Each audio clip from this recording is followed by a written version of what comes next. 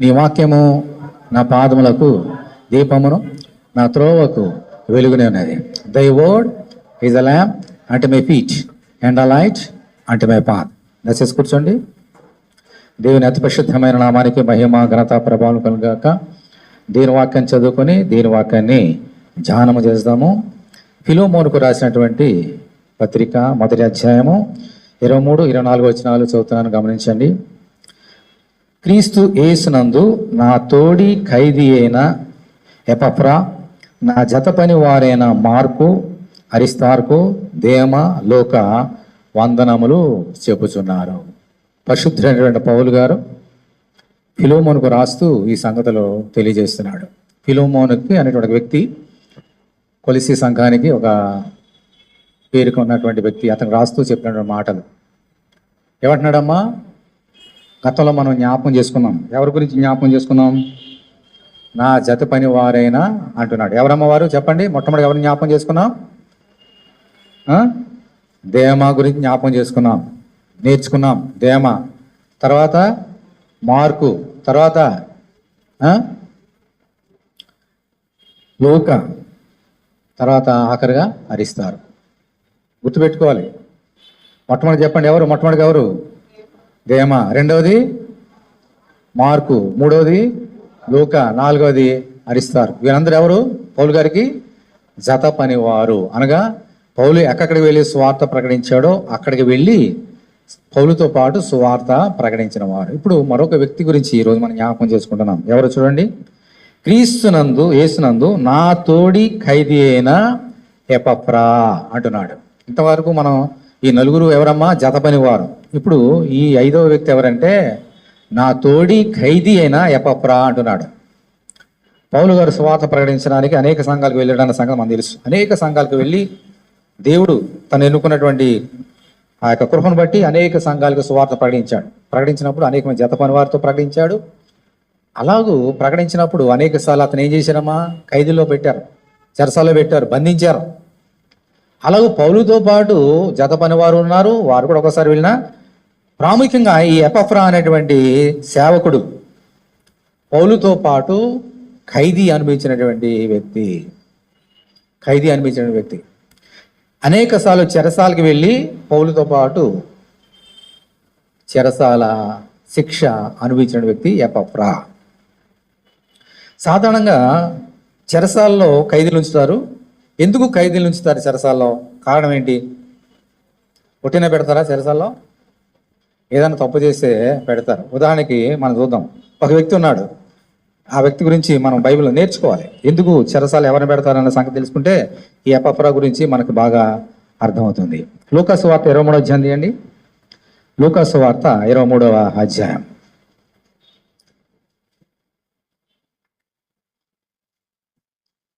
18వ వచనం చదువుతున్నా చూడండి. లూకాసు వార్త 23:18 16వ వచనం అండి. కాబట్టి నేను ఇతని శిక్షించి విడుదల చేయదని వారితో చెప్పగా వారందరూ ఏమన్నారమ్మా?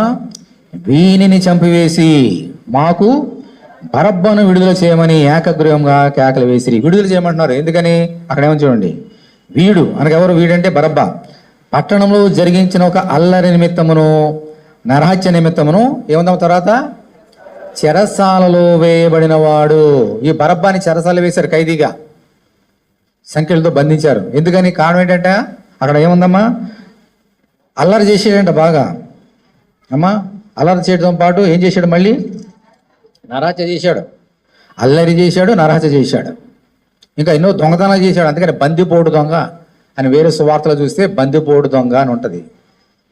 ఈ బరబ్బ ఎవరమ్మా? బందిపోటు దొంగ. ఎన్నో దొంగతనాలు చేశాడు. మామూలు దొంగలు వేరు, బందిపోటు దొంగ వేరు. దొంగతనం చేసేవారు చిన్న చిన్న దొంగతనాలు చేస్తారు, చిల్లర దొంగతనాలు. బందిపోటు దొంగలు అలా కాదు, భయంకరమైనటువంటి దొంగతనాలు చేస్తారు. అతను ఒక ముఠా ఉంటుంది, ఆ ముఠాకి ఈయన లీడర్. అలాగూ అనేకమైన దొంగతనాలు చేసి బందిపోటు దొంగ మారాడు. అంత మాత్రం కాదు, ఎక్కడ చూసిన అల్లరి. అతను ఎక్కడుంటే అక్కడ అల్లరి. అంత మాత్రమే కాదు, ఏం చేసినట్టమ్మా? దొంగతనం చేసినప్పుడు ఏమైనా అడ్డుకుంటే ఏం చేసేవాడు? చంపేసేవాడు. అలాగే నరహత్య చేసేవాడు, నరహంతకుడు. కాబట్టి రోమా ప్రభుత్వం ఏం చేసింది? అతన్ని బంధించి ఖైదీగా చెరసాలలో పెట్టింది. ఎందుకని? అతను ఏం చేశాడు? తప్పు చేశాడు కాబట్టి. చెరసాలలో ఎవరిని పెడతారు? న్యాయంగా ఆలోచన చేస్తే ఎవరైతే తప్పు చేశారో, చట్టానికి వ్యతిరేకంగా ఎవరైతే ప్రవర్తిస్తున్నారో వారందరినీ జైల్లో పెడతారు. ఇప్పుడు ఎపఫ్రాని జైల్లో పెట్టారు ఖైదీగా పౌలుతోటి. మరి పౌలు కానీ ఎపఫ్రా కానీ ఏం తప్పు చేసి ఉండొచ్చు? లేక ఏం నేర్చుకున్నాము? ఖైదీలు ఎవరు పెడతారు చెరసాల్లో? తప్పు చేసిన వారిని. ఇప్పుడు ఈ పౌలుని కానీ ఇక్కడ ఎపఫ్రా కానీ జైలు పెట్టారు, చెరసాలు పెట్టారు, బందీలుగా సంఖ్యలు వేసి. ఎపఫ్రా ఏం తప్పు చేశాడు? నేర్చుకోవాలి మనందరం కూడా. ఏం తప్పు చేశాడు? దొంగతనం చేశాడా? ఇతరులాగా అల్లరి చేశాడా? నరహత్య చేశాడా? ఇంకేమన్నా కార్యం చేశాడా? మనం నేర్చుకోవాలి. ఈ లోకంలో న్యాయ ప్రకారంగా చూస్తే అల్లరి చేసేవాళ్ళు, చట్టానికి వ్యతిరేకంగా చేసిన వాళ్ళు మాత్రమే జైల్లో పెట్టబడాలి. కానీ ఈ దుష్టలోకములో, ఈ చీకటి లోకములో మనం బ్రతుకుతున్న ఈ లోకంలో అన్నిసార్లు అలాగా జరగదు. అన్యాయం జరుగుతుంది ఒకసారి. ఏ నేరం చేయని వారిని సంఖ్యలతో బంధించి చెరసాల్లో పెట్టే సందర్భాలు కూడా చాలా ఉన్నాయి. ఈ ఎపఫ్రా ఏ దొంగతనం చేయలేదు. పౌలు గారితో పాటు ఎక్కడికి వెళ్తే అక్కడ పౌలుతో పాటు సువార్త ప్రకటించాడు. ఈయన చేసిన నేరం ఏంటయ్యా? సువార్త ప్రకటించడమే. ఇంకా ఎపఫ్రా గురించి ఇంకా చాలా సంగతులు నేర్చుకోబోతున్నాం. ఈరోజు ఖైదీ గురించి, చెరసాలకు వచ్చి నేర్చుకున్నాం. సువార్త ప్రకటించాడు. సువార్త ప్రకటించడం తప్ప? ఏంటి సువార్త అంటే ఏమిటి? సువార్త అంటే ఏమిటి? యేసు వార్త. యేసు వార్త. ఏ సువార్త? ఏ సువార్త అంటే ఏ సువార్త? సువార్త అంటే మంచి వార్త, శుభవచనం అని చెప్తాం. ఏంటి శుభవార్త? ఏంటి శుభవచనం? ఏంటి? యేసుక్రీస్తు ఈ లోకంలో పాపం రక్షించడానికి వచ్చినాడు, నరకానికి వెళ్ళకుండా తప్పించి పరలోక రాజ్యానికి తీసుకెళ్ళడానికి వచ్చినాడు, కాబట్టి మారు మనసు పొందండి అని యేసుక్రీస్తు సువార్త ప్రకటించడం ప్రారంభించాడు. అది సువార్త అంటే. యేసు మన కొరకు చనిపోయి తిరిగి లేచినాడు, ఇది సువార్త. మనము చీకటిలోంచి వెలుగులోకి వెళ్తాం, ఇది సువార్త. నరకంలోంచి దేవుని రాజ్యానికి వెళ్తాం, ఇది సువార్త. ఇది ప్రకటించాడు పౌలు కానీ ఎపఫ్రా కానీ. అందులో ఏం తప్పు ఉందమ్మా? నరకంలో వెళ్ళిపోతున్న వారిని తప్పించడం అయినా తప్ప? ఇది ప్రకటిస్తే ఎపఫ్రాని పట్టుకొని బంధించారంట, చెరసాల పెడిచారు. ఎలా ఉంటుంది కదా? ఆలోచించేయండి. తప్పు చేసిన వాడిని జైల్లో పెడితే ఓకే, కానీ ఏ తప్పు చేయవాడిని జైల్లో పెడితే ఎంత క్షోభ. వారు ఇలాగ ఈ లోకంలో జరుగుతున్నది. అప్పుడే ఎపఫ్రానే కాదు, ఈ లోకంలో మన దేశంలో కానీ ఎక్కడ ప్రతి ప్రపంచంలో ప్రతి చోట జరిగేది అదే. ఒకసారి నేరం మోపుతారు, అది అది రుజువుపరచాలని వచ్చే వరకు అంకలో పెడతారు. ఆ తర్వాత మళ్ళీ జడ్జి గారు కానీ కానీ అన్ని అడ్వకేట్ వీళ్ళందరూ వచ్చి వాదన చేసి ఏం తప్పు చేయలేదా అని అప్పుడు వదిలిపెడతారు. కానీ ఇంతకాలం జైల్లో ఉండవలసిందే. రిమాండ్ అంటారు, రిమాండ్ ఖైదీ అంటాం. తప్పు చేయకపోయినా రిమాండ్లో పెడతారు. ఒక తప్పు చేయలేదని అప్పుడు విడుదల చేస్తారు, కానీ అప్పటి వరకు జైల్లో ఉండవలసిందే. ఇది లోకం తీరది. ఎపఫ్రా ఏ తప్పు చేయనప్పటికీ అతని సంఖ్యలతో బంధించి చెరసాల్లో వేశారు. ఇటువంటి వ్యక్తి ఆత్మీయ స్థితి ఎలా ఉండదు ఒకసారి ఆలోచన చేయండి. ఏంటి ప్రభువా, ఏం తప్పు చేశానని? నేను దొంగతనం చేయలేదు, నరహత్యలు చేయలేదు, నీ 10 ఆజ్ఞలు ఏది తప్పులేదు, ఎందుకు నాకు ఈ శిక్ష? ఎందుకు నీ యొక్క సంఖ్యలు? ఎందుకు ఈ బొండలు నాకు? ఎందుకు ఈ జీవితం? ఎందుకు నాకు అనే తలంపులు వచ్చే అవకాశం ఉంది. అటువంటి సమయంలో నిన్ను నమ్ముకున్న వారికి నీ ఇచ్చే బహుమానం అని చెప్పి యేసుని, విశ్వాసాన్ని విడిచిపెట్టేసే అవకాశం కూడా ఉంది. కానీ పౌలు గారు కానీ, ఇందాక మనం చదువుకున్న 4 జతపని వారు కానీ, ముఖ్యంగా ఎపఫ్రా కానీ ఈ చెరసాల బంధకాలను చూసి దేవుణ్ణి వారు వదిలిపెట్టలేరు. విశ్వాసం కత్తిదాన కొనసాగించి వాడిని యేసువైపు చూస్తూ వెళ్ళిపోయారు. కానీ ఈ యొక్క బంధకాలను చూసి అమ్మో నిన్ను బంధించారు, నిన్ను నమ్ముకున్న మాకులా బంధకాలా అని విడిచిపెట్టలేదు యేసే అని ధైర్యంగా ఎదుర్కొన్నాడు. ఈరోజు మనం ఒక్కొక్కసారి మనకు తెలియకుండానే ఒకసారి మన మీద నేరం మోపవచ్చు, నిందలు మోపవచ్చు. మన మీద నువ్వేం తప్పు చేయకపోయినా నీ మీద తప్పు మోపవచ్చు. ఆఫీసులో కానీ, నువ్వు పనిచేసే చోట్ల కానీ నీ మీద నేరం మోపుతారు. ఒకసారి భయపడిపోదు. మనం ఏం చేయాలమ్మా? వెనక్కి వెళ్ళిపోకూడదు. అటువంటి సమయంలో ధైర్యంగా ఉండాలి. ఎపఫ్రా వలే, పౌలు గారు వలే. ఒకసారి ఒక సహోదరి మొన్నే రీసెంట్గా ఎలా ఉంటారు, లోకం ఎలా ఉంటుందో నేర్చుకుందాం, ఫోన్ చేసింది.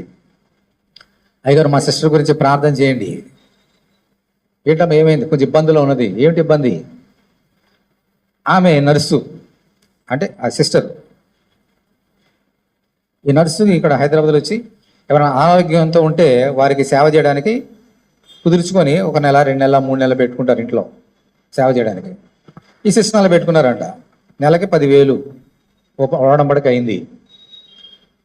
నెలంతా పని చేయించుకున్నారు. నెల పని చేసుకుంటే, అమ్మ నెల మాకు అక్కర్లేదు, 15 రోజులు 10 రోజులు చెయ్యి, దానికి తగ్గ జీతం ఇస్తామని చెప్పేసి అన్నారంట. సరే అండి, ముందేమో నెల అన్నారు, మరి ఏంటి? సరే అయినా పోలే 10 రోజులు, ఎన్ని రోజులు మీకు ఎన్ని రోజులు ఉంటారో చేసుకుంటే దాని తగ్గ జీతం ఇవ్వండి అని చెప్పేసి అంటే చాలా నమ్మకంగా క్రైస్తవురాలు కాబట్టి, విశ్వాసురాలు కాబట్టి చక్కగా పనిచేసింది. ఆ 10 రోజులు అయిపోయిన తర్వాత జీతం వెళ్ళి అడిగితే, మీకు జీతం లేదు ఏమీ లేదు, పొమ్మన్నారంట. ఇదేంటిది? కష్టపడి పని చేశాను, నెల అన్నారు, నెల అయిపోయినా పని 8 రోజులు, వేరే చోట కూడా ఉద్యోగం పోగొట్టుకుని ఇక్కడికి వచ్చాను, మీ దగ్గరికి జీతం ఇస్తారని చెప్పి. జీతం లేదు ఏమి లేదు, నువ్వు ఎక్కువ మాట్లాడావంటే నువ్వు దొంగతనం చేసావు అని నీ మీద పోలీస్ కేసు పెడతాము అని బెదిరించారట. చూసారా లోకంలో ఉంటుందో? ఆమె చేత పని చేయించుకున్నారు 10 రోజులు, 8 రోజులు, 20 రోజులు. జీతం లేదు సరికదా, జీతం అడుగుతున్నందుకు నువ్వు నోరెత్తావంటే నీ మీద నా గొలుసు ఆ గొలుసు చేసావని నీ మీద నేరం మోపి, దొంగతనం మోపి జైల్లో పెడిస్తాం, ఎవడెన్నో అడ్డుకుంటాడో నేను చూస్తామని చెప్పేసి బెదిరించారంట. ప్రార్థన చేయమని అడిగింది ఆమె. మా చెల్లికి ఎటువంటి పరిస్థితి అని. సరే ప్రార్థన చేసాం, దేవుడు కృప చూపించాడు. అయితే లోకం ఎలా ఉంటుందో ఒకసారి మనం జ్ఞాపకం చేసుకోవాలి.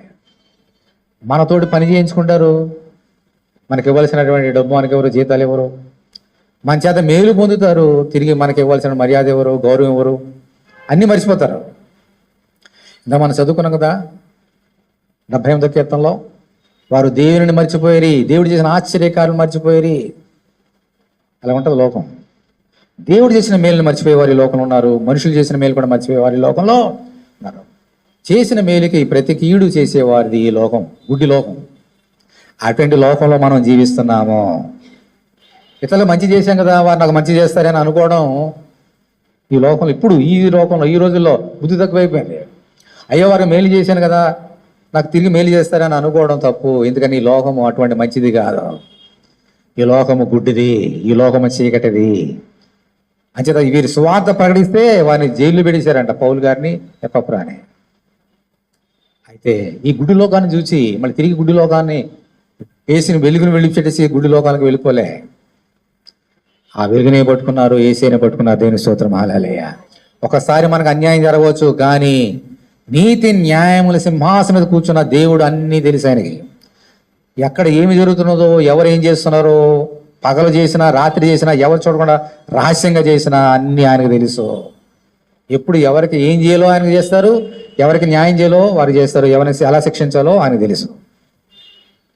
అందుకని ఎపఫ్రా కానీ పౌలు గారు కానీ కృంగిపోలేదు, దేవునికి తమ జీవితాన్ని సమర్పించుకుంటున్నారు. మనం కూడా విశ్వాసంలో మనం కూడా అలా ఉండాలి. మన జీవితంలో అన్యాయం జరిగిందని చెప్పేసి దేవుని విడిచిపెట్టేసి, మందిరాన్ని విడిచిపెట్టేసి వెళ్ళిపోకూడదు. ఇంకా ఏం చేయాలి? అటువంటి సమయంలోనే ఇంకా దేవుని పట్టుకోవాలి. దేవుడు ఒకసారి మనం పరీక్ష చేస్తాడు, పరీక్ష పెడతాడు. పరీక్షలో మనం నెగ్గుతున్నామా ఓడిపోతున్నామా? ఇప్పుడు కనుక ఓడిపోతే ఇంకెప్పుడు ఓడిపోతాం. ఇటువంటి సమయంలోనే ధైర్యంగా దేవుని పట్టుకోవాలి. దేవుని మన పక్షాన నుండి యుద్ధం చేసేవాడు. ఓకే, ఈ అన్యాయాలు ఇప్పుడే కాదు, ఎప్పటి నుంచో తెలుసా? సృష్టి ఆరంభం నుంచి ఈ అన్యాయాలు ఉన్నాయి. చెరసాలలో అన్యాయంగా చెరసాలు అనిపిస్తున్నారు. ఈరోజు ఎపఫ్రా గురించి నేర్చుకుంటున్నాము. అలాగే చరిత్రలో, బైబిల్ చరిత్రలో అన్యాయంగా హింసింపబడుతున్న వారు, హింసింపబట్టబడినవారు చాలా మంది ఉన్నారు. వారి గురించి కొన్ని సంగతులు నేర్చుకుందాం.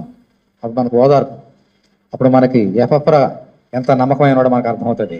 బైబిల్లో ఎంత నమ్మకం ఉన్నారో అర్థమవుతుంది. మనం అలా నమ్మకం ఉండాలని మనము ప్రయాసపడడానికి మనకు అవకాశం ఉంటుంది. నేర్చుకుందాం. పాత నిబంధనలో ఇద్దరు భక్తుల్ని, నూతన నిబంధనలో 3 భక్తుల్ని నేర్చుకుందాం. మొదటి భక్తుడు యోసేపు ఉన్నాడు. మనంతా చిన్నప్పటి నుంచి వింటున్నాం, ఆయన నేర్చుకుందాం. యోసేపు ఉన్నాడు. యోసేపు నీతిమంతుడు, దేవునికి ఆజ్ఞానుసారంగా జీవించే వ్యక్తి. సొంత అన్నలు ఏం చేశారమ్మా? అన్నలు 10 మంది అన్నలు అతనికి, ఒక తమ్ముడు. 10 మంది అన్నలు అతన్ని ద్వేషించి, పెద్దవాడు రూబేను కొంచెం మంచివాడైనా మిగిలిన తమ్ముడుగురు అతన్ని అమ్మేశారు ఒక బానిసగా. ఏ తప్పు చేశాడు? ఏ తప్పు చేయలే. వాళ్ళు తప్పు చేస్తుంటే ఆ చెడ్డ సమాచారం వచ్చి యాకోబుకి చెప్పేవాడు. ఇదిగో వాళ్ళు తప్పు చేస్తున్నారు, ఆ అన్న ఈ అన్న ఇలా చేశాడని చెప్తుంటే వీళ్ళు కోపం వచ్చింది. అంతే కదా, ఈ లోకం అంతే కదా. తీరు చూడండి, తప్పు చేసిన వాళ్ళు తప్పు చేసి చెప్తే శిక్ష ఏంటి? అమ్మేశారు సొంత తమ్ముడిని, వెండికి అమ్మేశారు, ఒక బానిసగా అమ్మేసినట్లుగా. ఆ ఇష్మాయేలుని తీసుకెళ్ళి ఐగుప్తు దేశంలో పొతీఫర్ అనేటువంటి ఒక ఉద్యోగస్తుడు ఉన్నాడు, రాజా దేహ సంరక్షకుడు, అతను అమ్మేశారు. అతను కొనుక్కున్నాడు, ఒక బానిసగా కొనుక్కుంటే ఆ ఇంట్లో పెట్టుకున్నాడు పొతీఫర్ యోసేపుని. యోసేపు అక్కడ నమ్మకస్తుడు, నీతిమంతుడు కనుక తన అన్నల మీద పగబట్టలేదు. అరే నన్ను ఇలా చేశారని చెప్పేసి దేవుడు చూసుకుంటాడు, తగిన సమయంలో ఊరుకున్నాడు. ఆ పొతీఫర్ ఇంట్లో ఉండేవాడు అతను నీతిమంతుడు కాబట్టి దేవుడు ఏం చేశాడమ్మా, అతనికి తోడై ఉండి అతనికి ఏ హాని లేకుండా కాపాడాడు. ఇలా రోజులు జరుగుతున్నాయి. ఇప్పుడు మంచి యవనస్తుడు అయిపోయాడు, ఇంచుమించుగా 17 సంవత్సరాలు అలాగా యవన ప్రాయం వచ్చేసింది, ఇంకా దాటింది యవన ప్రాయం. ఇటువంటి సమయంలో పొతీఫరు భార్య యోసేపు మీద కన్ను వేసింది. ఎందుకంటే యోసేపు చాలా రూపవంతుడు, అందగాడు, యవనస్తుడు. సరే లోకం తీరు ఎలా ఉంటుందో చూడండి.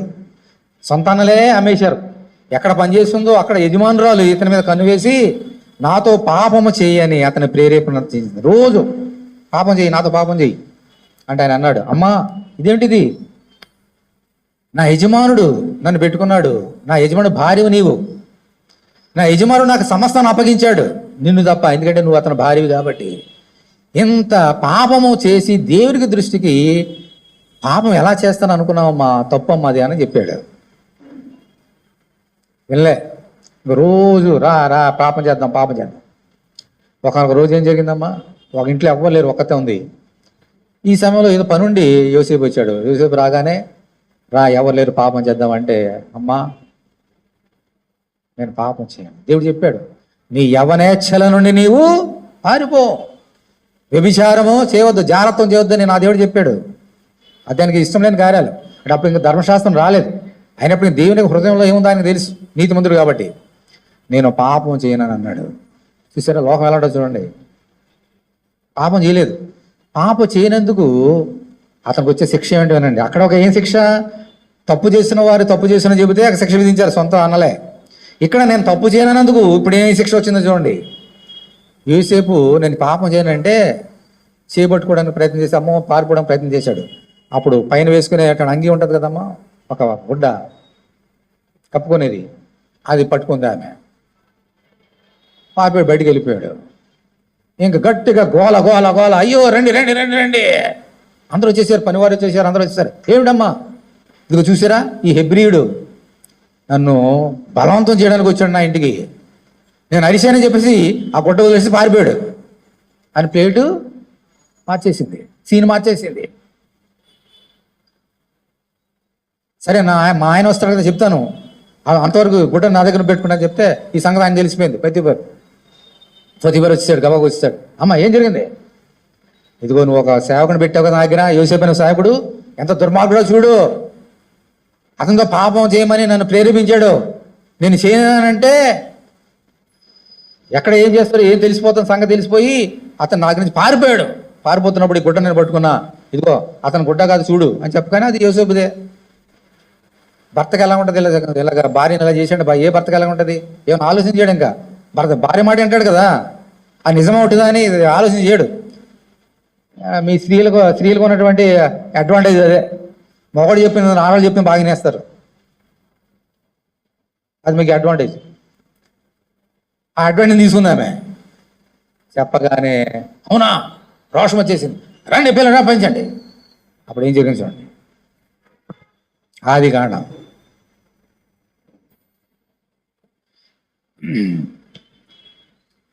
39వ అధ్యాయం చూడండి. ఆదికాండము 39.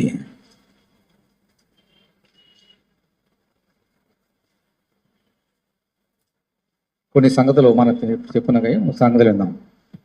19వ వచనం చూడండి. 19వ వచనం.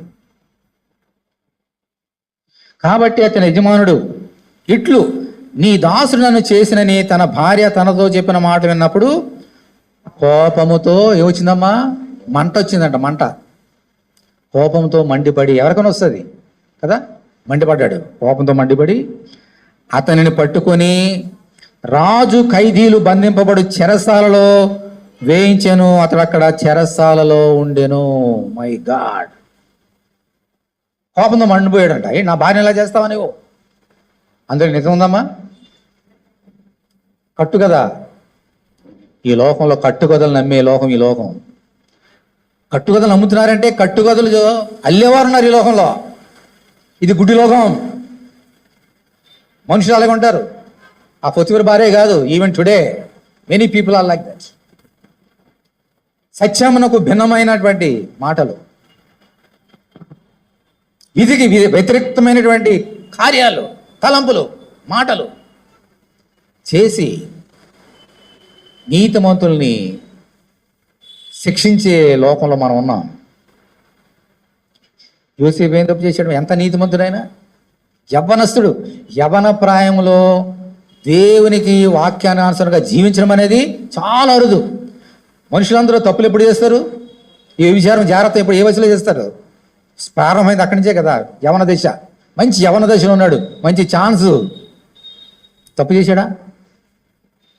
ఎవరి కోసం నిలబడ్డాడు? తన దేహాన్ని ప్రేమించాడా? దేవుని ప్రేమించాడా? దేవుని ప్రేమించి లోకాన్ని ఎదుర్కొన్నాడు.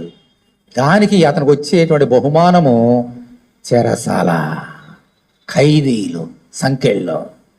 అది ఈ లోకం నా సౌరుడు, నా సోదరి. న్యాయానికి తావులేదు ఈ లోకానికి, నీతికి తావులేదు ఈ లోకంలో. చేసిన మేలుకు ప్రతి కీడు పొందే లోకం ఈ లోకం. ఎపఫ్రా పౌలు గారు ఈ లోకానికి వెళ్ళి స్వాత ప్రకటించి నరకంలోంచి వారు తప్పించడానికి వారి ప్రయత్నం చేస్తుంటే వారికి వచ్చినటువంటి శిక్ష జైలు శిక్ష.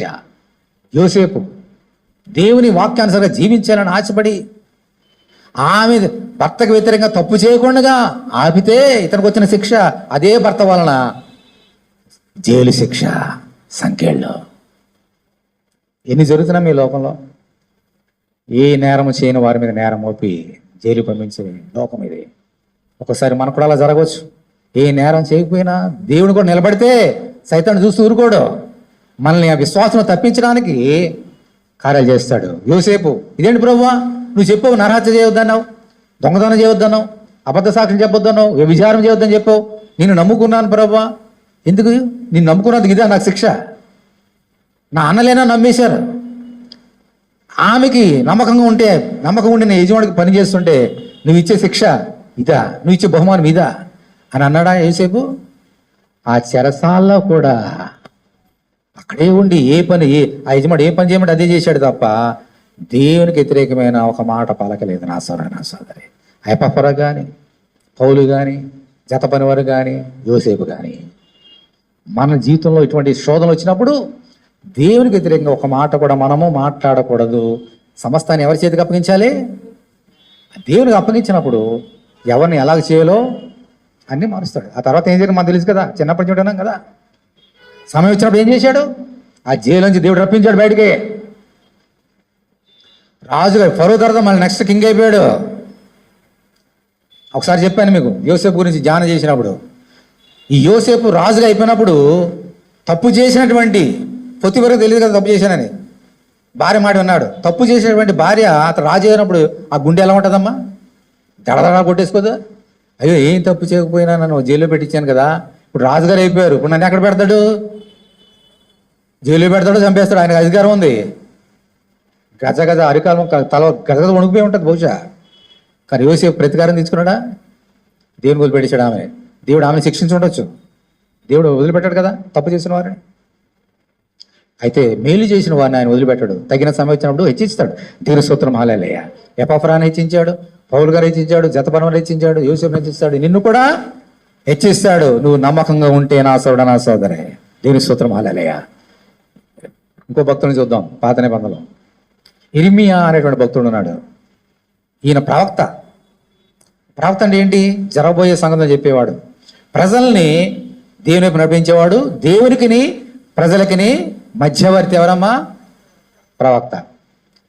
ఇటువంటి ప్రవక్త ఉన్నాడు. ఇజ్రాయేల్ అందరూ తప్పు చేశారు. ఇంకా మనం చదువుకునే రీతిగా ఎప్పుడు కూడా ఇజ్రాయేల్ ఎప్పుడో దేవుడు చేసిన మేలు మర్చిపోయేవారు కదా.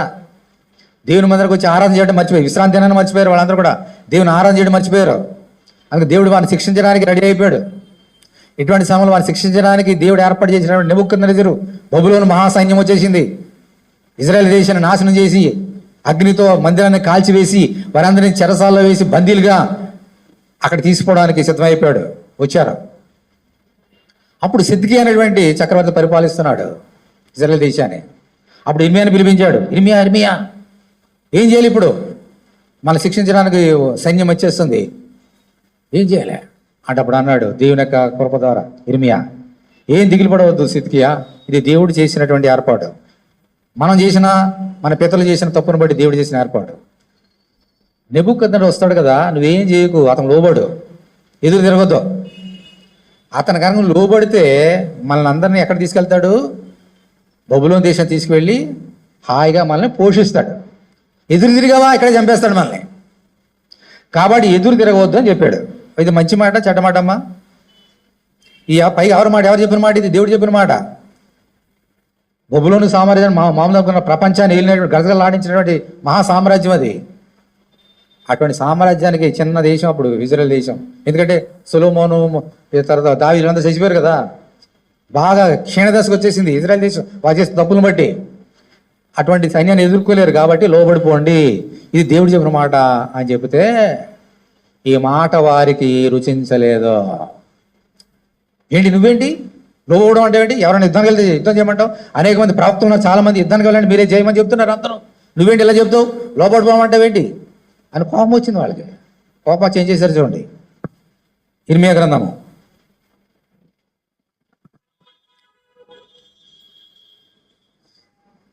ఇర్మియా గ్రంథము 37వ అధ్యాయం చూడండి. ఇర్మియా గ్రంథము 37వ అధ్యాయం.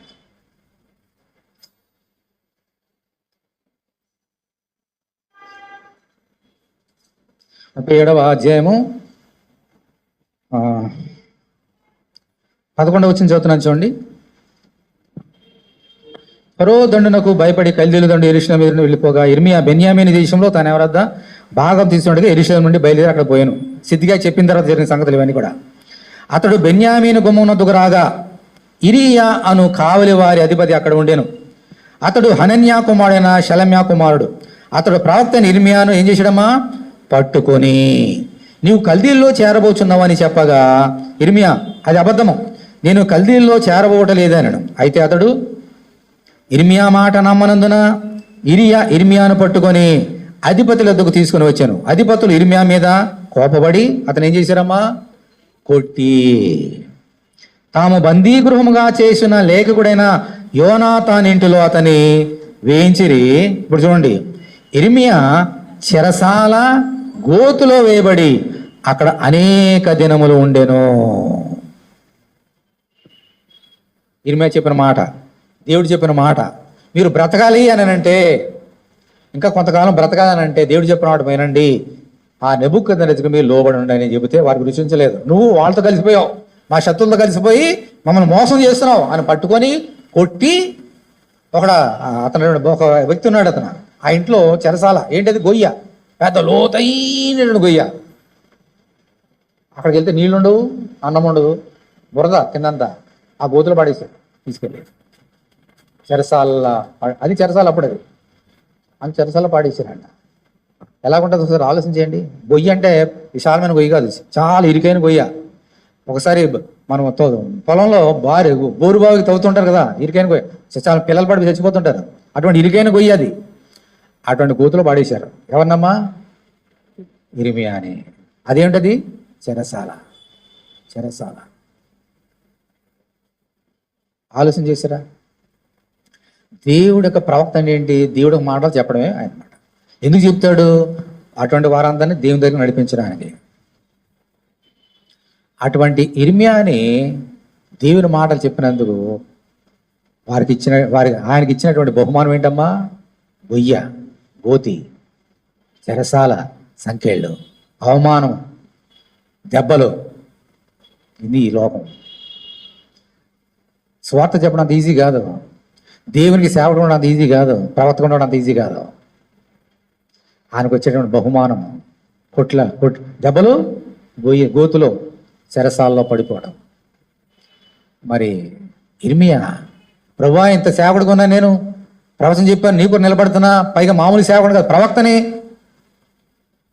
యెషయా తర్వాత అంత గొప్ప ప్రవక్త నేను, నాకు వచ్చిన బహుమానం ఇదా నువ్వు ఇచ్చే బహుమానం అన్నాడా? దేవుని వదిలిపెట్టలేదు, దేవుని సేవని పరిచయం మానలేదు, దేవుడు చెప్పిన మాటను మార్చలేదు. అయ్యో నేను భయపడి ఇంకో బయటకు వచ్చి నేనే ఇంకొకటి అంటే నేను లాంటి వాళ్ళు ఏం చేస్తారంటే, అమ్మో ఒక మాట మార్చేస్తే నాకు శిక్ష తప్పుతుంది కదా, బాబు మీకు కాదు, మీకు ఏం కాదు, ఇతనికి వెళ్ళండి మీరే జయము అని అబద్ధం చెప్పాడు అనుకోండి, గవ బయటికి తీసుకెళ్తారు, పైకి తీసుకొచ్చేస్తారు, 4 మొక్కలు పెడతారు, తింటాడు, జీవనం కొనసాగిపోతుంది అబద్ధం చెబితే. కానీ అబద్ధము చెప్పి దేవుని సత్యాన్ని అబద్ధంగా మార్చలేదు, దేవుని మాట మార్చలేదు, దేవుని వెంబడించడా మానలేదు. అంత భయంకరమైన శిక్ష అనుభవించినప్పటికీ ఎపఫ్రా కానీ, పౌలు గారు కానీ, జతపని వారు కానీ ఇటువంటి శిక్షను చూసి భయపడిపోయి దేవుని సువార్తని, సత్యాన్ని భిన్నంగా వారు బోధించలేదు, సత్యాన్ని ఉన్నదట్టుగానే బోధించారు. నీ జీవితంలో కూడా ఒకసారి ఇటువంటి అవమానాలు, శిక్షలు రావచ్చేమో. దేవుని వదిలిపెట్టొద్దు, దేవుని సత్యాన్ని అసత్యంగా మార్చొద్దు, దేవుని దూరంగా వెళ్ళిపోవద్దు.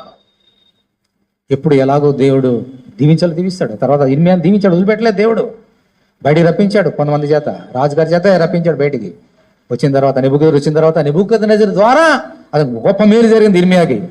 ఏ నెబుకద్నెజరు ఇజ్రాయెల్ని శిక్షించడానికి వచ్చాడో అదే నెబుకద్నెజరు ఇర్మియాని దీవించాడు. దేవుని స్తోత్రం, హల్లెలూయా. అతను కీడు చేయలేదు, రాజుగారు మేలు చేశాడు అతనికి. మొత్తం రాజ్యం అంతా నీదే, ఇజ్రాయెల్ దేశం అంతా, ఎక్కడికి వెళ్తావు వీళ్ళు అక్కడ కాపురం ఉండు, ఎవడ నీకు హాని చేయడం అని చెప్పేసి అతను వదిలిపెట్టేశాడు నెబుకద్నెజరు. దేవుని స్తోత్రం, హల్లెలూయా. ఇప్పుడు నూతన నిబంధనల కోసం యేసుక్రీస్తు చనిపోయినాడు, తిరిగి యేసుక్రీస్తు కూడా ఇదే శిక్ష దించింది కదా ఈ లోకం. ఆయన ఎవరికి ఏం కీడి చేసాం, ఆయన యేసుక్రీస్తు అంత మేలే కదా. కుంటివారిని నడిపాడు, ఆవిటి వారిని, గుడ్డి వారిని, ఇన్ని చేస్తే నువ్వు ఈ లోకంలో ఉండడానికి తగినవాడు కదా, చంపేసింది ఈ లోకం. ఇది గుడ్డి లోకం ఇది. ఆయన చనిపోయి తిరిగి వెళ్ళిన తర్వాత శిష్యులందరూ కూడా 12 మంది అపోస్తులను ఏర్పరచుకున్న 12 మంది అపోస్తులు ఆ సువార్తను ప్రకటించడం ప్రారంభించారు. యేసుక్రీస్తు వెళ్ళిపోయి పరిశుద్ధాత్మ వచ్చిన తర్వాత అనేక అద్భుత కార్యాలు, ఆశ్చర్య కార్యాలు, స్వస్థత కార్యాలు జరుగుతున్నాయి. ఇంకా అందరూ కూడా ఏం చేశారు, ఈ స్వస్థత కార్యాలు చూసి స్వార్థను నమ్మి అందరూ ప్రభువులోకి వచ్చేస్తున్నారు. అక్కడ అబద్ధ బోధకులు ఉన్నారు కదా చాలామంది, ఇంకా మోషే ధర్మశాస్త్రాన్ని నమ్ముకున్న వాళ్ళు ఉన్నారు కదా చాలామంది, పరిశులు, శాస్త్రులు, వీళ్ళందరూ వాళ్ళే కదా. వీళ్ళందరూ కక్ష కట్టారు వీళ్ళ మీద, 12 అపోస్తుల మీద.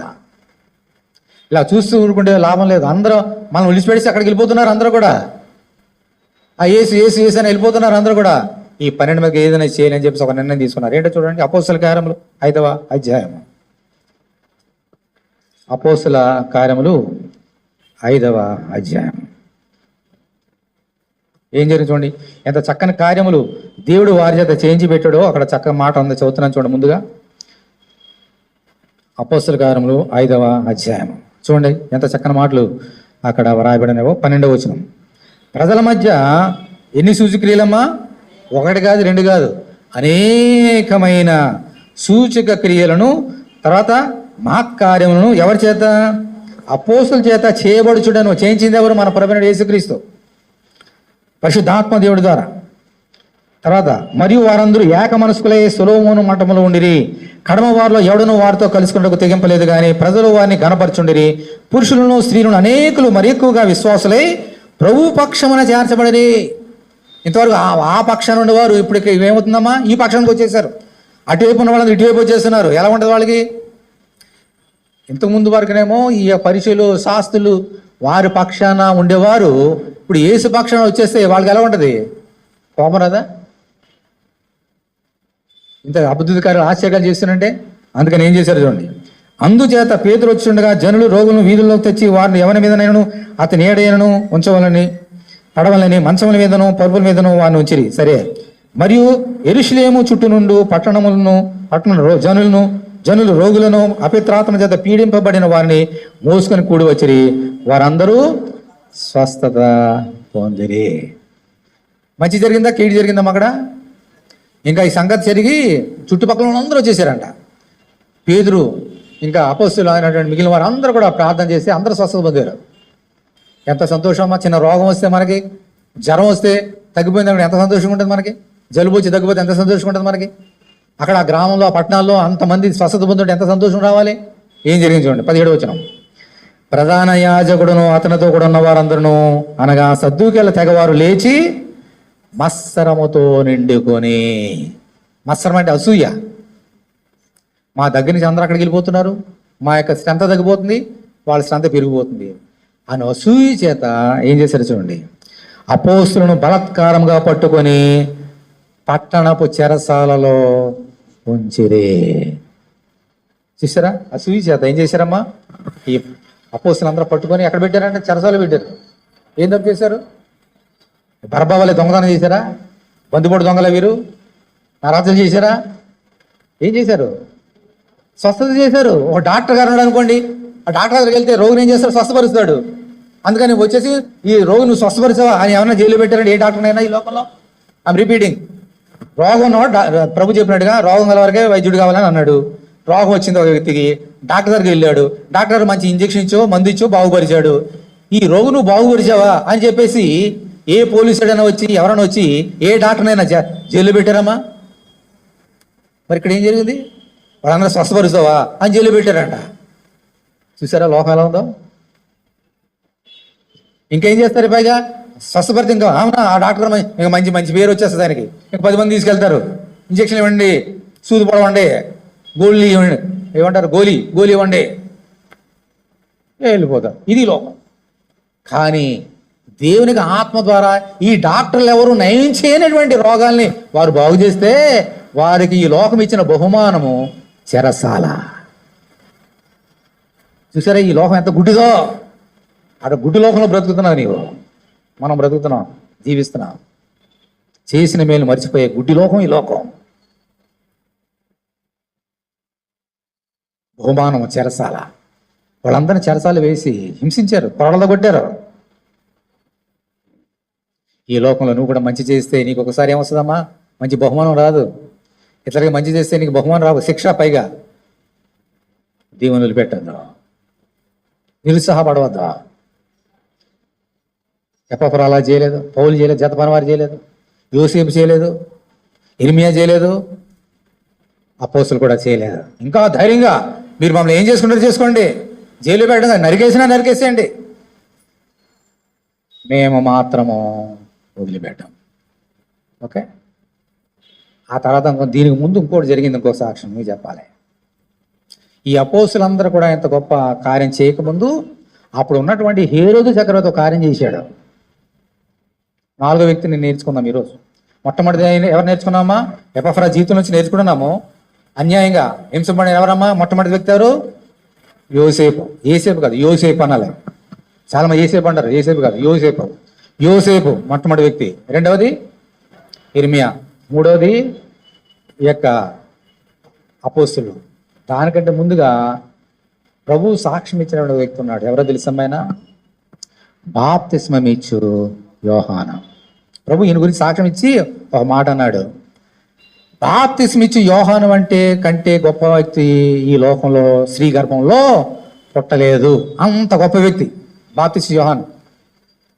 స్త్రీ కనిన వారిలో యోహాను వంటి వ్యక్తి ఇంతవరకు పుట్టలేదన్నాడు. అంత గొప్పవాడు. ఎవరమ్మా? బాప్తిస్మం యోహాను. ఈయన ఏం చేశాడు? ఈయన కూడా ప్రవక్తే. మారుమనసు పొందండి, యేసుక్రీస్తును లోకరక్షణ రాబోతున్నాడు, ఆయన దగ్గర నడిపించడానికే నేను వచ్చా. ఆయనకంటే ముందుగా మిమ్మల్ని నడిపించడానికి నేను నీళ్ళతో బాప్తిస్మం ఇస్తున్నాను, కానీ ఆయన మీకు నీళ్ళతో మాత్రమే కాదు, నీళ్ళతో నేను ఇస్తున్నాను, ఆయన పరిశుద్ధాత్మతో అగ్నితో బాప్తిస్మం ఇస్తాడు. కాబట్టి ఆయన చెప్పగానే అందరూ చాలా మంది వచ్చి బాప్తిస్మం పొందారు, చాలా మంది మారుమనసు పొందారు. ఈయన ఎవరిని కేర్ చేసేవాడు కదా. బాప్తిస్మం ఎందుకు? దేవుడు భక్తుడు, ఏ శిక్షకు భయపడేవో కాదు. ఇటువంటి సందర్భంలో అప్పుడు పరిపాలిస్తున్నది ఎవరమ్మా? హేరోదు. ఈ హేరోదు ఒక తప్పు చేశాడు. ఏం చేశాడు తెలుసా? అతనికి ఫిలిప్పు అనేటువంటి ఒక తమ్ముడు ఉన్నాడు. హేరోదు ఇక్కడ పరిపాలిస్తున్నాడు, మరో చోట అతని తమ్ముడైనటువంటి ఫిలిప్పు వేరే చోట పరిపాలిస్తున్నాడు, రోమా ప్రభుత్వంలోనే.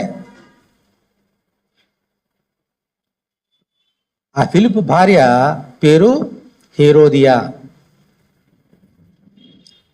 చాలా అందంగా ఉంటుంది ఆమె. ఎవరు? హేరోదికి ఏమవుతుంది? ఆమె మరదలో, తమ్ముడు భార్య. ఆమె మీద కన్ను వేశాడు ఈయన. కన్ను వేసి పెళ్లి చేసుకున్నాడు, అక్రమంగా పెళ్లి చేసుకుని ఉంచుకున్నాడు ఇంట్లో. తప్ప రైటా? ఎంత భయంకర తప్పం ఇది. విచారం చేయవద్దు, జాగ్రత్తం చేసింది ఎప్పుడే. అందుకనే కదా యోసేపు ఎదిరించాడు. ఈ హేరోదు ఏం చేశాడు, ఇంకా ముందుకెళ్ళిపోయి తమ్ముడు భార్యని ఇంటికి తెచ్చుకొని ఆమెతో కాపురం చేస్తున్నాడు. మరి దేవుని సేవడు చూసి ఊరుకుంటాడా? వెళ్ళాడు. హేరోదు ఏంటి, చక్రవర్తి ఏంటి, ఇంకెవరైతే ఈ doesn't care, he didn't care. హేరోదు, నువ్వు తప్పు చేస్తున్నావు, నీ తమ్ముడు భార్యని అన్యాయంగా తీసుకొచ్చి నీ దగ్గర పెట్టుకున్నావు, దేవుడిని శిక్షిస్తాడు సుమా, నువ్వు చేసిన తప్పు అన్నాడు. అవునా? చాలా మంది తెలియదు కదా, చేసేస్తారు, ఎందుకంటే చక్రవర్తి కదా, ఏం చేసినా ఆయన చేసిచ్చాడు. దేవుడి సెడ చెప్పగానే కొంచెం భయపడ్డాడు. ఈ సంగతి ఎవరు తెలిసింది? ఆ హేరోదుకు తెలిసింది. ఆమె కూడా సంతోషంగా వచ్చింది. ఈయన ఫిలిప్ కంటే మంచి అధికారి, ఈయన మంచి అధికారం అనుభవించవచ్చు అని చెప్పేసి భర్తను లేసి ఈయనకి వచ్చేసింది. ఇలాగంటాడా, నువ్వు చేసిన తప్పని అంటాడా అని ఆ హేరోదియా జాన్ ది బాప్టిస్ట్ యోహాను మీద పగబట్టింది. ఆడవాళ్ళు పగబడితే నాగుబాం కంటే పెద్దదే, చాలా భయంకరంగా ఉంటుంది. ఇలా చూసాం కదా పగ, ఒక పక్క చూసాం కదా, రెండో పగ చూద్దాం. ఒక హేరోదియ అతని బర్త్డే వచ్చినప్పుడు హేరోదికి ఒక కుమార్తె ఉంది. ఆమె వచ్చి మంచి డ్యాన్స్ వేసింది బాగా. సంతోషపడిపోయాడు. ఓకే, దానికంటే ముందుగా ఆ సంతోషపడి ఈ పగ ఎలా ఉంటుందో మనం నేర్చుకోక ముందు ఈ హేరోదియ అతని భర్త చేత ఏం చేయించిందో ఈ యొక్క యోహానికి మనం నేర్చుకోవాలి. చూడండి, ఇప్పుడు మత్తయి సువార్త 14వ అధ్యాయం తీయండి. మత్తయి సువార్త 14వ అధ్యాయం.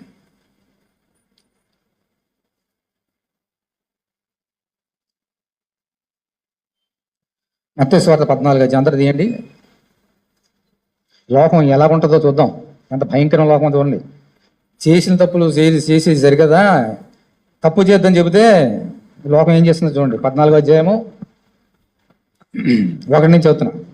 ఆ సమయమందు చతుర్థాధిపతి అయిన హేరోదు యేసుని గురించిన సమాచారం విని, ఇతడు బాప్తిస్మిచ్చి యోహాను, అతడు మృతుల్లో నుండి లేచున్నాడు, అందువలనే అద్భుతము అతని యందు క్రియారూపం వచ్చినవని తన సేవకులు చెప్పాను. ఇప్పుడు చూడండి 3వ వచనం. ఏలయనగా నీవు నీ సోదరుడైన ఫిలిప్పు భార్యకు హేరోదియను ఉంచుకొనుట న్యాయమా అన్యాయమా? న్యాయం కాదు, అన్యాయం అని చెప్పగా హేరోదు ఆమె నిమిత్తం అంటే చెప్పేసింది ఏం చేయాలో. యోహాను పట్టుకొని ఏం చేశాడమ్మా, బంధించి ఎక్కడ పెట్టాడు? చెరసాలు పెట్టాడు. ఎపఫ్రాన్ పెట్టినట్టు, పౌలు గాని పెట్టినట్టు, జతపనివాని పెట్టినట్టు, యోసేపుని పెట్టినట్టు, ఇర్మియాని పెట్టినట్టు, అపోస్తుని పెట్టినట్టుగా హేరోదు చక్రవర్తి హేరోదు చెప్పిన మాటను విని దేవుని ప్రవక్త అయినటువంటి జాన్ ది బాప్టిస్ట్ యోహాన్ని ఏం చేశాడమ్మా, చెరసాలలో పెట్టి బంధించేశాడు శంకళ్ళతోటి. ఈ యొక్క జాన్ ది బాప్టిస్ట్ యోహాన్ చేసిన తప్పు ఏంటి చెప్పండి? ఏం తప్పు చేశాడు? గట్టిగా చెప్పండి. మీరు కూడా హేరోదులాగా వెళ్ళిపోతారేంటి? గట్టిగా చెప్పండి మళ్ళీ. ఏం తప్పు చేశాడు? గట్టిగా. మరి ఎందుకు శిక్ష? లోకం అంతే, మంచి చెప్తే విందో, నీతి న్యాయాలు బోధలు చేస్తే వినరు. చంపేయండి, ఇంకా బాగా చంపేయండి అంటే వింటారు, సంపద అంటే వినరు. కొట్లాట్లు పెట్టుకోవద్దు అంటే వినరు. బాగా కొట్లాడండి, చంపేయండి అంటే పరిగెత్తుకెళ్ళి చంపేస్తారు. ఇది గుడ్డి లోకం. ఇది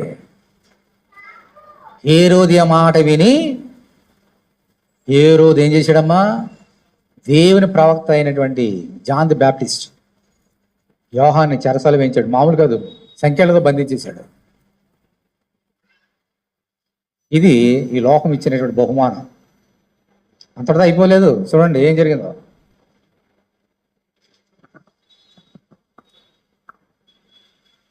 ఆలోచనం అయితే 14:6 మత్తయి సువార్త.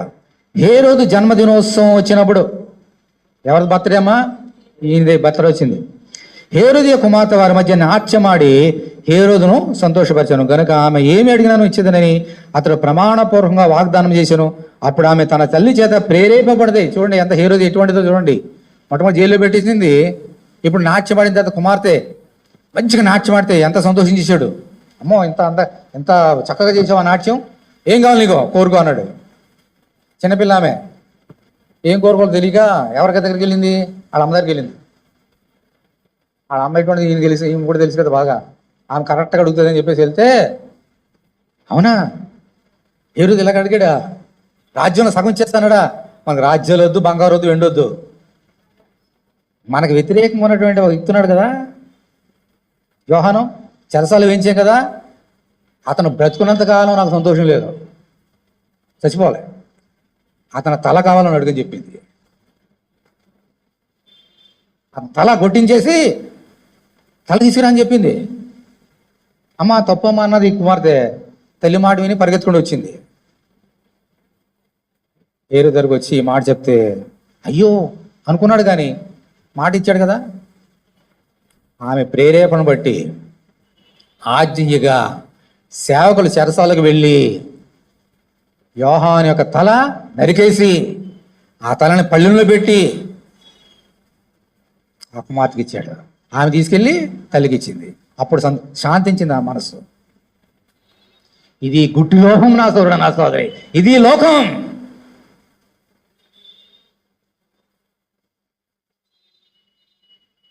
అటువంటి గుడ్డి లోకంలో ఉన్నాం మనందరూ కూడా.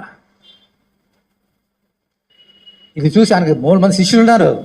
ఇది చూసి ఆ శిష్యులు కానీ అక్కడ విశ్వాసులు కానీ ఇదేమిటిది, దేవుని కూడా నిలబడితే ఇటువంటి శిక్ష, ఇదేమి క్రైస్తవత్వం అమ్మా, ఈ ఏసే ఇదేమి వేసాయమ్మా, నరికేస్తాడు ఏసు చూసి ఊరుకున్నాడా, చెరసాలు పెడితే చూసి ఊరుకున్నాడు, పోన్లే నరికేస్తా కూడా చూసి ఊరుకున్నాడా, ఇదేం దేవుడు అని వదిలిపెట్టలేదు దేవుణ్ణి.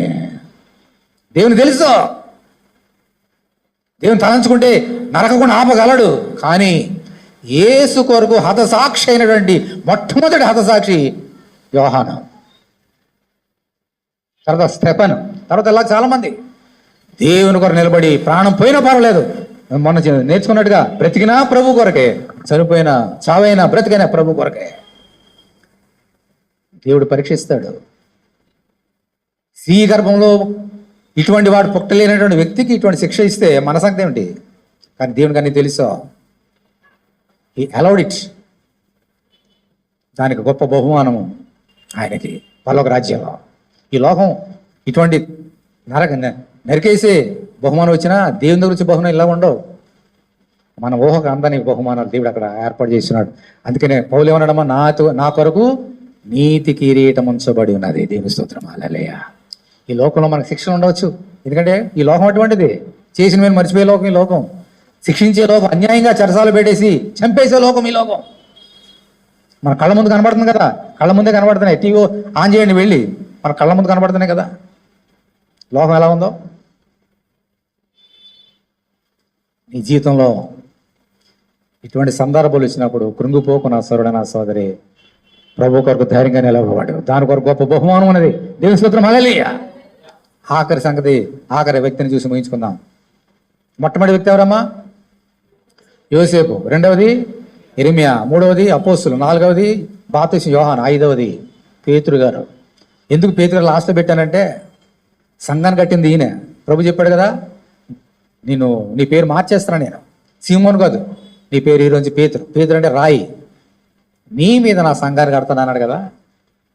పేతురు అలాగ సువార్త ప్రకటించగానే పరిశుద్ధాత్మ వచ్చినప్పుడు మొట్టమొదటిగా అప్పుడు సంఘం కట్టబడింది. బాప్తిస్మం తీసుకుని 3000 మంది చేర్చబడి అక్కడ సంఘము కట్టబడింది. అందుకే సంఘానికి ఆయన మూలరాయి ఎవరు? యేసుక్రీస్తు. ఇక్కడ ఈ యొక్క అతని ద్వారా సంఘాన్ని కట్టాడు. చక్కని మాట చదివి వినిపిస్తా చూడండి. అపోస్తుల కార్యం 2వ అధ్యాయం తీయండి. పేతురు గురించి నేర్చుకున్నప్పుడు తర్వాత ఏం జరిగిందో మనకు అర్థమవుతుంది. అపోస్తుల కార్యములు 2వ అధ్యాయం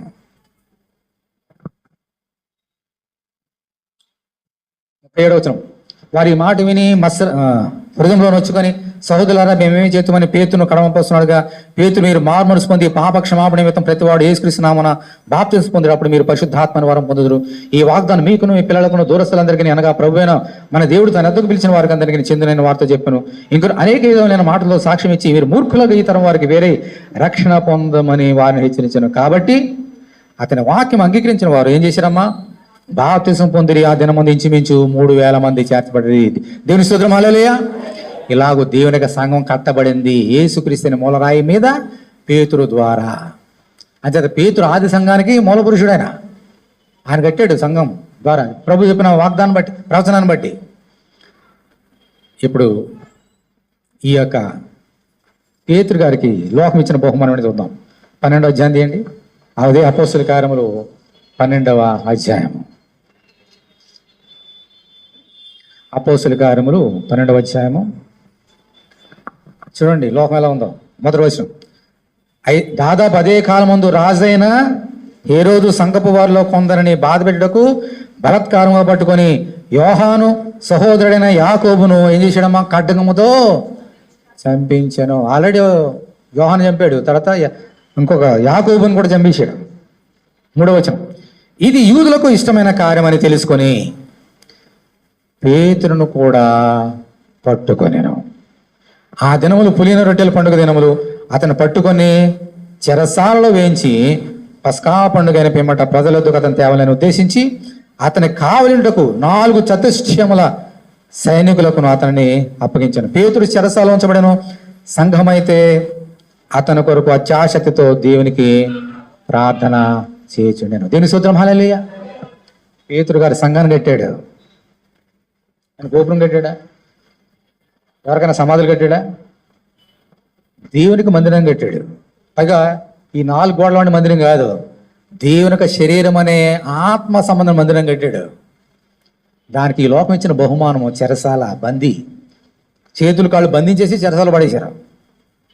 పైగా ఎంతమందిని పెట్టాడు కావాలిగా? 4 చతుష్టయములు. చతుష్టయం అంటే 16, 16 4 64 మందిని పెట్టాడు కావలిగా, పారిపోతాడేమని చెప్పేసి. ఇది లోకం. అయితే దేవుడు ఊరుకున్నాడమ్మా. సంఘం అయితే ఏం చేసింది? చూడండి, అది మనం ఈరోజు నేర్చుకోవాల్సిన సూత్రం. నువ్వు నేను చేయవలసిన కార్యం ఇది. అందుకని దేవుడు ఇంత మాటలు మాట్లాడుతున్నాడు. 5వ వచనం, పేతురు చెరసాలలో ఉంచబడిన సంఘం అయితే అతని కొరకు అత్యాశక్తితో దేవునికి ప్రార్థన చేయించుండని దేవుని సూత్రం, హల్లెలూయా. ఇది నీకు నేర్పించడానికి ఈరోజు దేవుడు నీతో మాట్లాడుతున్నాడు ఎపాఫ్రా ద్వారా. సంఘం అయితే పేతురు వరకు ఏం చేసిందమ్మా? అత్యాశక్తితో ప్రార్థించాను. ప్రార్థించగానే ఏమైంది చూడండి, అత్యాశక్తితో దేవునికి ప్రార్థన చేసి ఉండెను. హేరోదు అతను వెలుపలికి తీసుకుని రావాలని ఉండగా ఆ రాత్రి పేతురు 2 సంకెళ్లతో బంధింపబడి 2 సైనికుల మధ్య నిద్రించుండెను. మరియు కావలి వారు తలుపు ఎదుట చెరసాల కాచుకొని చుండిరి. ఇదిగో ప్రభు దూత అతని ఎద్దకు నిలిచాను. అతడు ఉన్న గదిలో వెలుగు ప్రకాశించను. దూత పేతురును పక్కకు తట్టి త్వరగా లేమ్మని చెప్పి అతని లేపగా సంకెళ్ళు అతని చేతుల నుండి ఊడిపడాను. దేవుని స్తోత్రం, హల్లెలూయా. ఇది దేవుడు చేసే కార్యం. మనుషులు సంకెళ్ళు వేస్తారు, దాన్ని తీసివేసే కార్యం చేసేది దేవుడు. ఎందుకు చేశాడు ఆ కార్యం? దేవుడు అతని సంఖ్యలు, హేరోదు అయితే సంఖ్యలు కట్టాడు, దేవుడు సంఖ్యలు విడగొట్టాడు. ఎందుకని? కారణం ఏంటి చెప్పాను కదమ్మా. సంఘం అంతా అత్యాశక్తితో ప్రార్థన చేసింది కాబట్టి. చేయకపోతే ఏమై ఉండేది? చేయకపోతే ఏమై ఉండేది? సరసన ఉండేవాడు. ప్రార్థన చేశారు కాబట్టి దేవుడు ఏం చేశాడు? ఇప్పుడు నువ్వేం చేయాలా? క్రియాపూర్వంగా చేయాలా.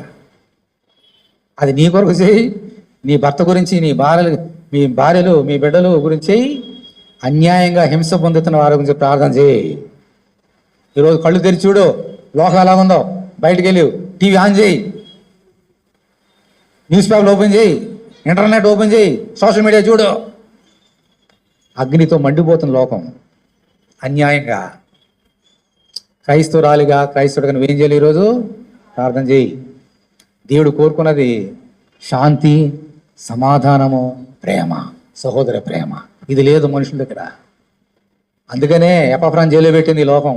సహోదర ప్రేమ లేదు కాబట్టి. పౌలు గారిని జైలు పెట్టింది, జతపనివారిని హింసించింది. ప్రేమ లేదు కాబట్టే యోసేపుని జైలు పెట్టించింది ఈ లోకం. ఇర్మియాని జైలు పెట్టింది లోకం, ప్రేమ లేదు కాబట్టి. బాప్తిస్మం యోహాను లోకంలో చెరసాలు పెట్టింది, ప్రేమ లేదు కాబట్టి. ఆ అపోస్తులైన పేతులైన లోకం చెరసాలు పెట్టింది. ఎందుకని? సోదరి ప్రేమ లేదు. కక్ష, కోపం, ద్వేషం, అసూయ, ఇది ఈ లోకంతో నిండిపోయింది. నా సోదర, నా సోదరి, ఈరోజు నీవు నేను ప్రేమతో నిండిపోవాలి. అటువంటి వారు, అన్యాయం చేస్తున్న వారి గురించి ప్రార్థన చేయి, అన్యాయం పొందుతున్న వారి గురించి ప్రార్థన చేయి. దేవుడు అన్యాయస్తుడు కాదు. దేవుడు ఎప్పుడు ఎవరిని ఎలాగో దీవించాలో, ఎవరిని శిక్షించాలో చెయ్యాలని అంటే ఆ బాధ్యత ఎవరి మీద ఉంది? ఇప్పుడు మన మీద ఉంది, నీ మీద ఉంది, నా మీద ఉంది. దేవుని స్తోత్రం, హల్లెలూయా. ఈ రోజు నుంచి అత్యాశక్తితో ప్రార్థన చేయి. సంఘం అత్యాశక్తితో ప్రార్థన చేయగా సంఖ్యలు తెగిపోయి అంతే. ఈ ప్రపంచం సంఖ్యలతో బంధింపబడినది సైతాని చేత. ఆ సంఖ్యలు విడగొట్టబడినటువంటి తెగిపోవడానికి చేసే కార్యం నీ మీద పెట్టాడు దేవుడు. ప్రార్థన చేయి. దీని స్తోత్రం. హల్లెలూయా. అంత లేచిన వాడండి.